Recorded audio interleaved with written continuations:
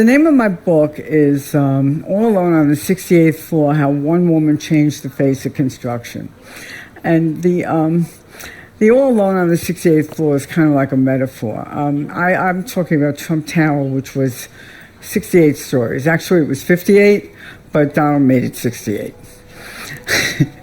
And I would go up to the top of the building from time to time, maybe at the end of the day. And I'd look down at the city, and I was in a way on top of the world. I mean, it was 68 stories, pretty high building, and you look down. But in terms of my career, I was on top of the world. I had attained a lot of success, and I was recognized and well known and everything else. So, but the alone part was, well, of course, I was alone up there that evening, but I was alone at that pinnacle in my career. There were no women behind me, and really there weren't any. There weren't even project managers. There weren't many engineers. 1% of when I went to school, 1% of the students were engineers. Now, women, now there's 20. But, so I'm looking at it now, and I'm talking to you, and I'm thinking, okay, how has it changed? And it has changed. There were more people. There were more women. But so I wouldn't be all alone. But it's not nearly what it should be, and we got to talk about how we're going to change that and how we're going to survive it at the same time. The part about being the woman who changed the face of construction, my son wrote that subtitle, and initially I wasn't going to use it, and then I thought, well, I have influenced people, and I've made them realize that construction is a place where women could actually work or thrive. But not change any faces. And the face hasn't changed. The face is the same as it's been forever. So we got to work on moving that forward and getting more women into the industry. Diversity is important. Repainting the industry will involve bringing in people of different national origins and races. I'm just going to talk about gender this time, okay? So, let's talk about how our industry is perceived to begin with, and then this is touched upon a little bit. It's not good. It's really not good. Right now, a recent survey was conducted, and 95% of companies, 95, I couldn't believe the number, I read it again and again, said that they're having trouble finding workers. And, there's a couple of reasons for that. One is the older people, as this was mentioned before, are retiring. So you have that, but you also have people that just don't want to be involved in the business, and we're going to talk about that. Right now, I'm just going to focus on a question of how do we get more women into this business, and what we can do, and what we must do, and then how we keep them.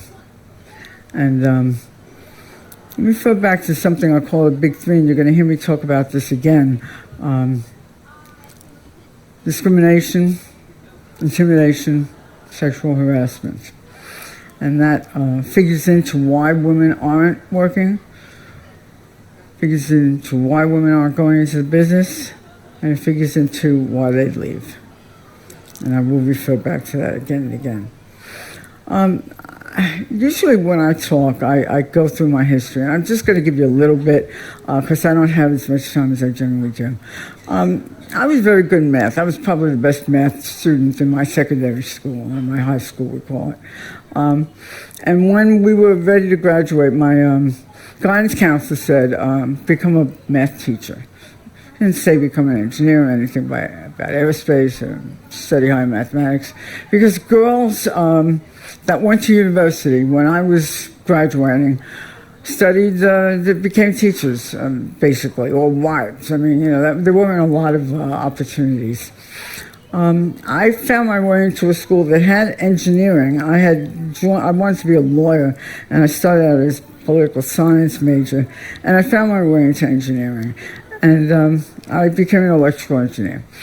And when I graduated, I know this is hard to believe, but there were no jobs for engineers.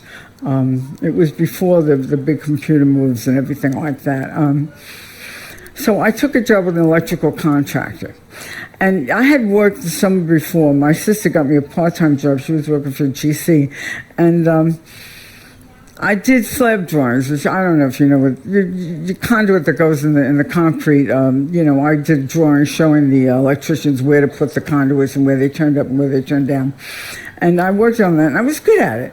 And at the end of the summer, my boss said, let's go out. It was Mount Sinai Hospital, big job in New York City. Let's go out and look at what you did. So I went out, and we walked the floor, the construction. And it came back. It was great. It was interesting. The next day, a memo came out from the general contractor, and it said, no women on job sites. Talking 1971 here, okay? So it's not that long ago. It's a while ago, and the author of that memo actually became my mentor. But that's another story for another time. So I went to work, and I stayed with this company, and they made me an estimator. And I kudos to estimators. I think that estimators are great, and I applaud them and respect them, but it wasn't for me. I didn't like it. But what I used to do is I sat out in front of the office of the chief estimator, and contractors would come in, selling panels or wire or whatever, and they'd see me there, and they'd give me stuff to copy. And that was basically, I was the girl. And, the presumption was that that's what I was doing. So I got fed up with that company, and I left. And I went to work for a very big electrician. I thought I'd have more opportunities there. And I did. They made me a project manager, assistant, but I was project manager on a little job in renovation, and that was very good. And I still worked in the estimating department. We got a job to estimate Moscow World Trade Center. This is, again, many years ago. And I worked on this. I worked on it night and day, along with a small team, and we worked with the Russians. As a matter of fact, we entertained them, which is, if you want to hear about sexism, I will tell you about the Russians.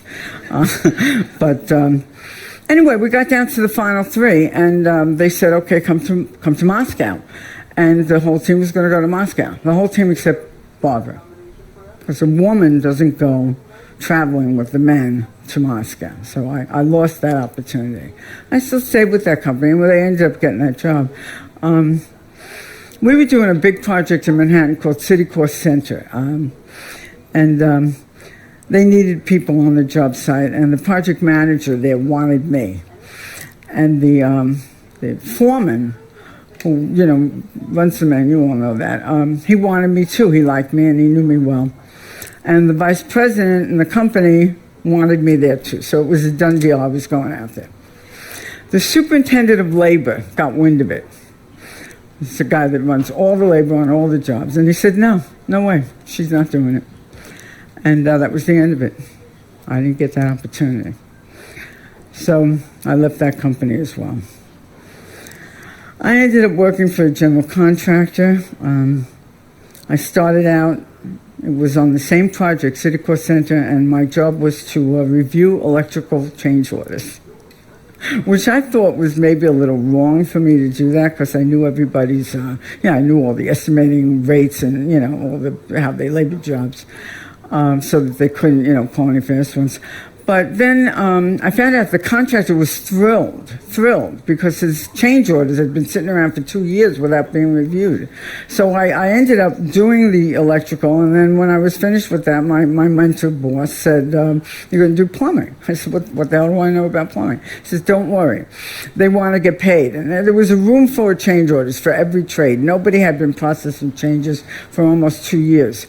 He said, they will show you. You'll sit down on the drawings, and they will show you what's the vent and what's the waistline and where all this stuff goes and how it works. And they did. And so I learned plumbing, I learned steam fitting, I learned structural steel, I learned ductwork, and I picked up all these different trades, and I was good at it. And my mentor guy said, okay, I'm going to make you a mechanical superintendent, which you know what that is, right? And the big job mechanical superintendent, this long before CAD or anything else, was getting everything to fit in the ceilings and the walls. And They had 5 guys, from each of the 5 mechanical trades, and each one of them was, like a house, and big voices and commanding, and they would fight with each other, and I managed to get them all. I wouldn't let them touch a ceiling. I wouldn't let them move a light, change the duct, make a pair of pants, flatten the duct, relocate the pipe. And we got things done. The tin knocker, it turned out, had made a whole bunch of black iron already before coordination, and it wasn't working. And I said, get rid of it. I don't care. So he went back to his boss, and his boss called my boss, the mentor, and he screamed at her, she doesn't know what she's doing, get rid of her, she's useless, blah, blah, blah. This, of course, made me, because my mentor now knew that I wasn't taking anything from anybody and I was doing the proper job. So I did very well at this project. And we had a superintendent who was in charge of the ballrooms and the meeting rooms and the main kitchens. It was a hotel job, the Grand Hyatt.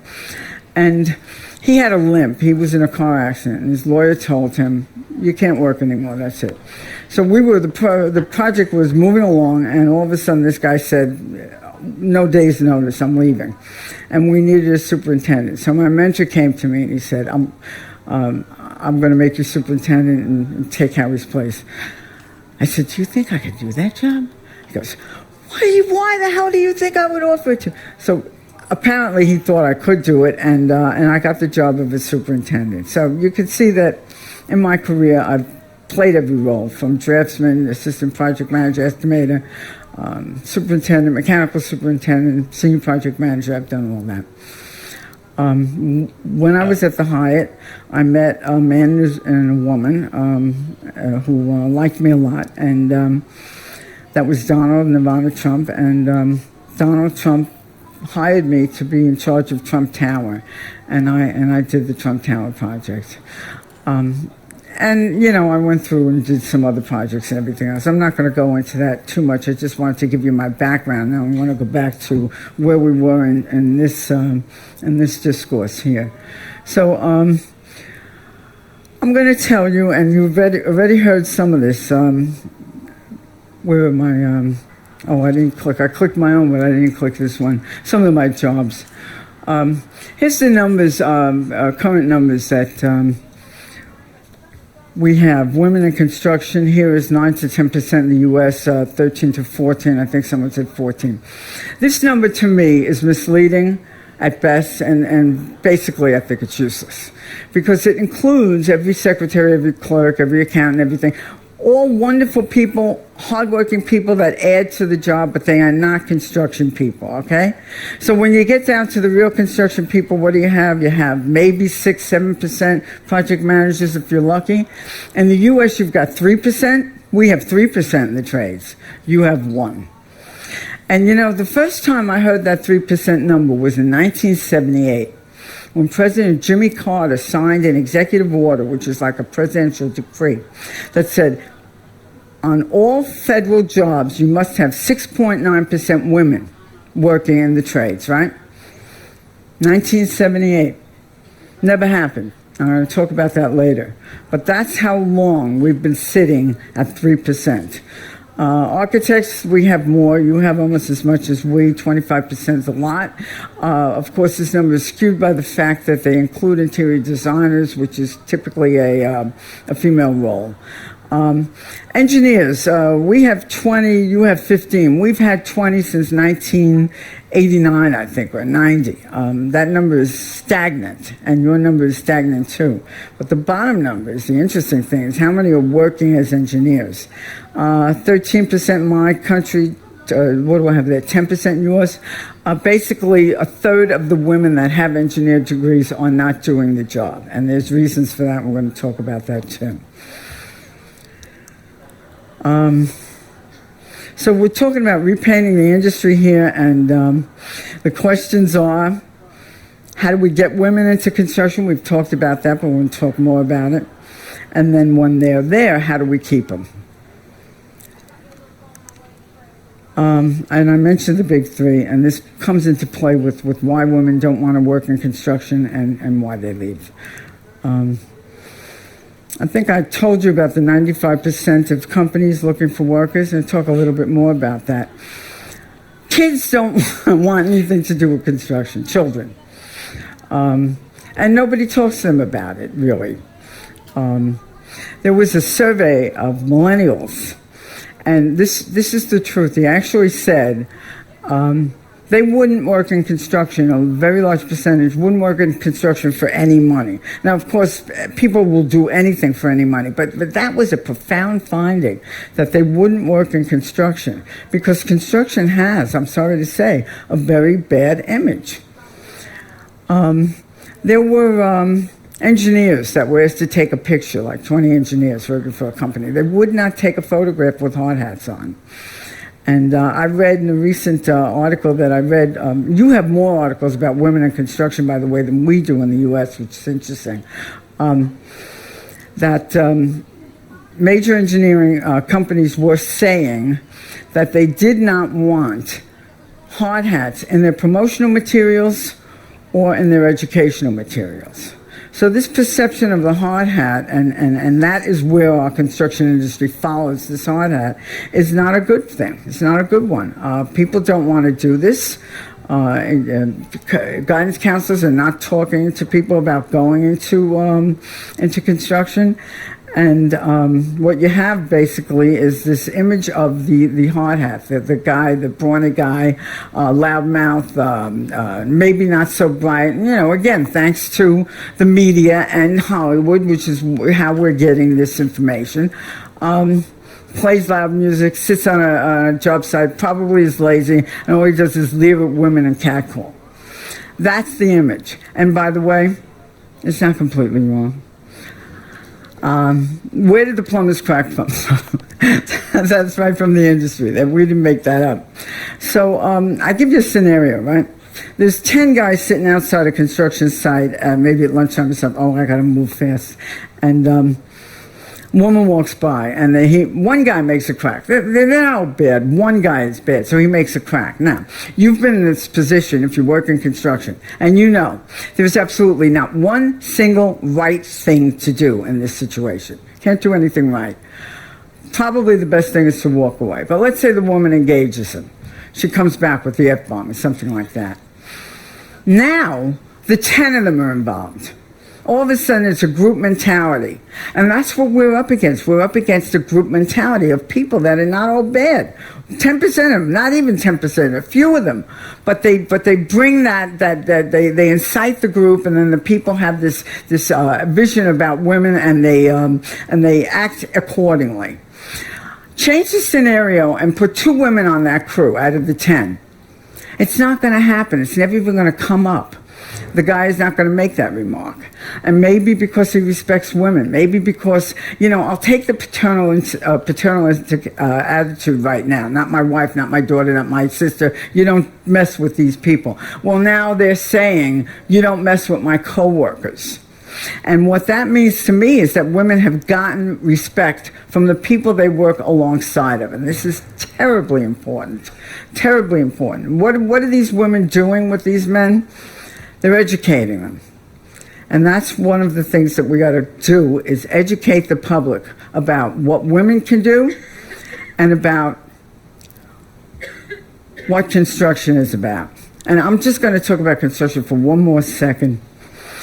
It breaks my heart to hear people malign construction as not, the industry you want to go into. When I think of construction, I think of St. Paul's Cathedral. I think of the Empire State Building. And I think about the people, men, and it was men, in the future it'll be men and women, that put themselves into this, and they worked on this project, and what they did, and how you can see what they did. And I think about myself, and I think about all of us who are working one way or another in connection with construction. And we work on a project, and then we walk past that building, say it is. I have my name on a building. Don't ask me why, but it's there. And you point to it and you say, I did that. I helped build that. The pride and the joy in being able to say that. How many industries, how many occupations can people point to what they did and say, look at what I did? No, not many. And that is one of the things that tells me that our industry is a great industry, and people should be clamoring to be in it. People shouldn't be denigrating construction workers. They should be revering them. And that's one of the things that we got to move towards. We got to change the way our industry is perceived, because we're not getting anyone. We're not getting women, that's for sure, but we're not getting kids. I told you about the millennials. They don't want to come in.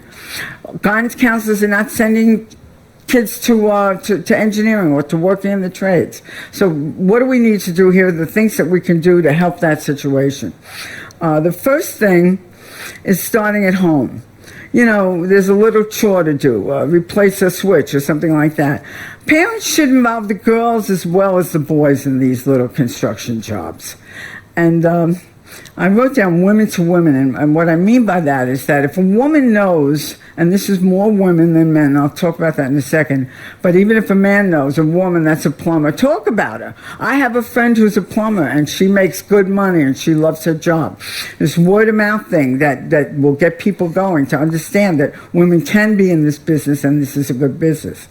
Education, we talked, some people have talked about this already. I say get the young kids exposed to construction work. I have girls should be encouraged in math and science, which they're not right now. They're discouraged. And we should introduce trade education into the school curriculum. And I think everyone, even your biggest nerd or, you know, your academic who's never going to pick up a tool or the best you'll do is a pencil, should know what construction's about. They should know what we do because it's important. Everybody should know about it, and in school, you know, that helps change the face of it and makes our image better. There are state programs where I live. There are local programs. We have something similar to what you mentioned about women. It's called Non-Traditional Employment for Women, and it's a group that takes women, mostly poor women, and teaches them, it was what they call pre-apprenticeship. It gives them skills in certain trades, and I think they do electricians and do carpenters and stuff like that. And then this particular company, this particular group works with the unions, and most of my experiences with unions, you don't have the same kind of thing here, but New York used to be a union town. Now we're getting non-union employers in, but the unions are very important because they have a public face, and what they do reflects or guides what society does. So this group went to the unions and they got them to agree to include something like 10% of women in their apprenticeship programs, which is phenomenal. That is really, really phenomenal because we're talking 3. Remember that. So I checked this out. I want to believe it, and I called the Tin Knockers Union, the duck people, and I found out, and I was astonished at this, that 16% of the apprenticeships in the program right now are women.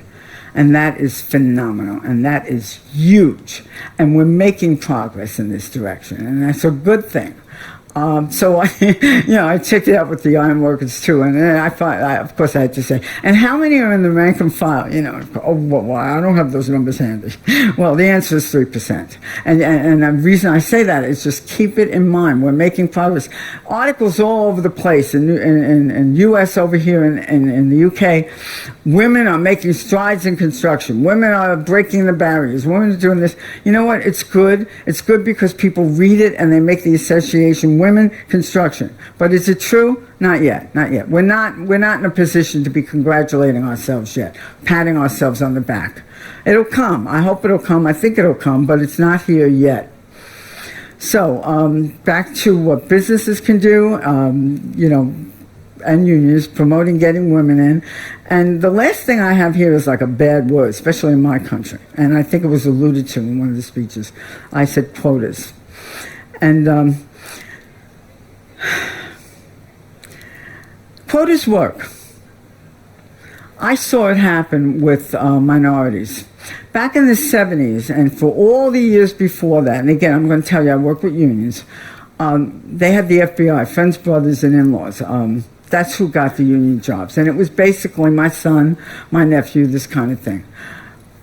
If you weren't personally related to somebody that was in the industry, and you weren't white, and without saying male, you didn't get into the unions. So the government came along, and this is, we had the civil rights stuff going on, and this recognition of problems that we had in our society, and they said, you're going to have, and I don't know what the number was, let's say it was 20 or 25% minority included, starting now, right?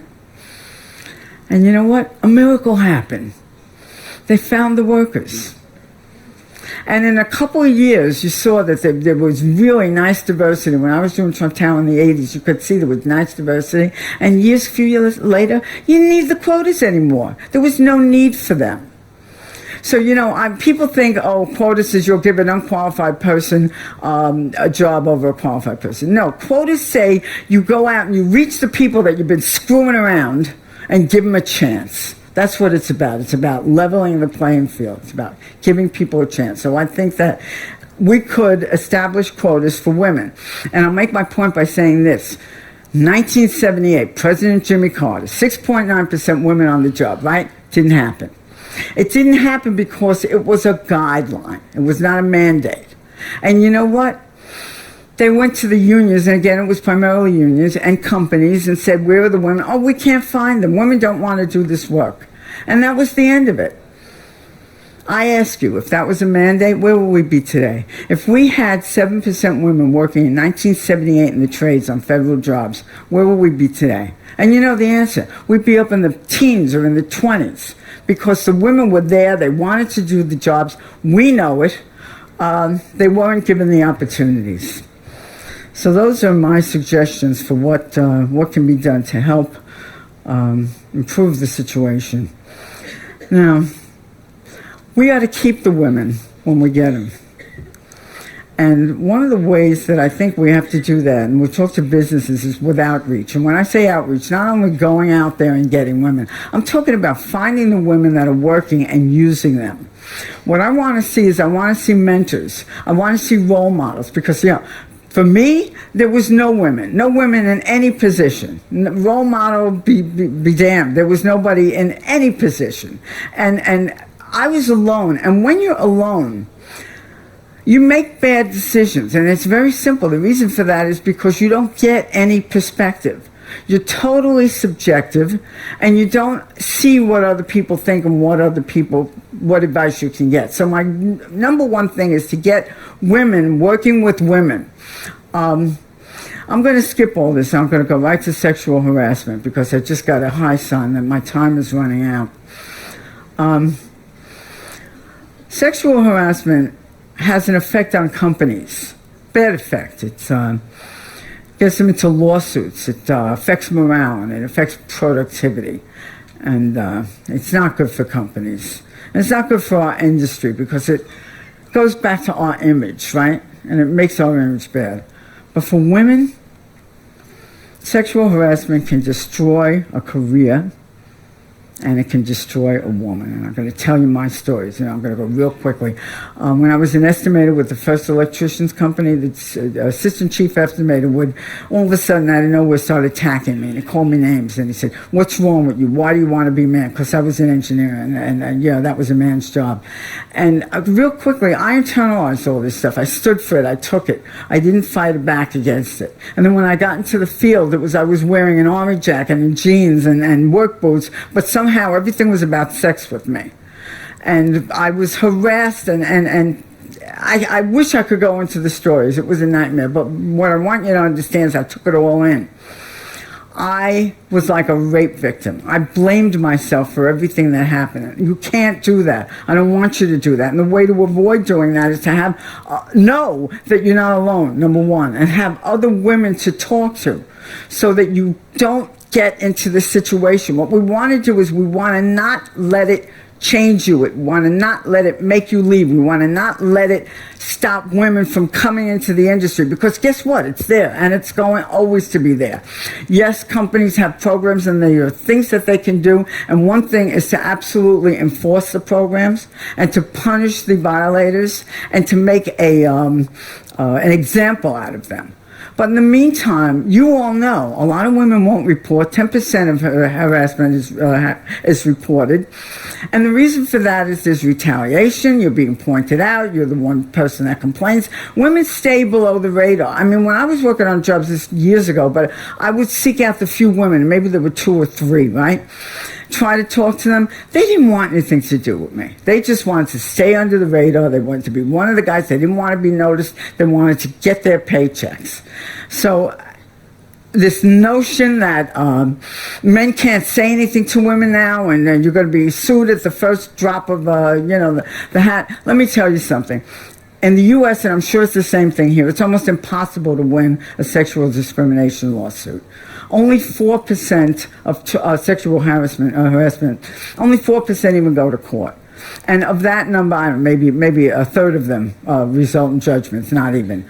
So you got to pick your spots. You got to understand what you're dealing with. You got to know, you got to have women to talk to. You got to tell people what happened so that you have a record of it. You have to go back to the perpetrator and you got to face him and you got to say, I don't want this. Because if you don't, and it comes to a complaint and there's a tribunal or some kind of hearing, what is he going to say? I didn't think I was doing anything. I thought she liked it. I thought she was part of it. We were having a banter. So these are all things you got to do, and you got to do them so that it makes you feel like you have done something and that you're not a victim. Because the minute you become a victim, you lose your confidence and you start thinking it's your fault, and you start thinking I'm going to get out of this job, and you quit. Some people's presidents say if you're harassed at a job, you should quit. I don't believe that. You're going to quit, and even to the case that you may let it make you a different person and destroy you. I was changed by sexual harassment. Okay, I became a different person. I went to Catholic school when I was a kid. If you said the word hell in my house, you had soap put in your mouth. But for me to work and to thrive and to live on a construction site, everything was F this and F that. And I did that, and I changed to accommodate that. And then, the funny thing is, if you didn't do it, they would say, you can't talk around her, I don't want her on the job. If you did do it, they say, oh, she's got a dirty mouth. So again, we can never win, but what we do is we pick our spots. So going back to that's the sexual harassment thing is something that we got to address. We got to pick our spots. We got to turn around after it happens and say, is this really important to me? What happened? Should I let this affect me? Should I go and complain? All this, and with the help of your mentors, and that will change the impact of sexual harassment. And my goal is to make it change the impact on women so that they don't let it stop them from pursuing our careers or leave it. I have stats and stories that, support all of this. Unfortunately, I don't have the time. But eventually, it would be great to eliminate sexual harassment, and we're working towards that. But for now, what we ought to do is not let it affect us as women, and as companies, not let it ruin our image. So I'm pretty much, I think, finished. I think I ran out of time a while ago. Anyway, so thank you for listening to me, and I'm here. There's coffee breaks, so if you want to, ask questions or anything, come on up. And do we have time for questions or? No, we don't. Okay, but I am here, so come, write me, send me an email, call me. Thank you.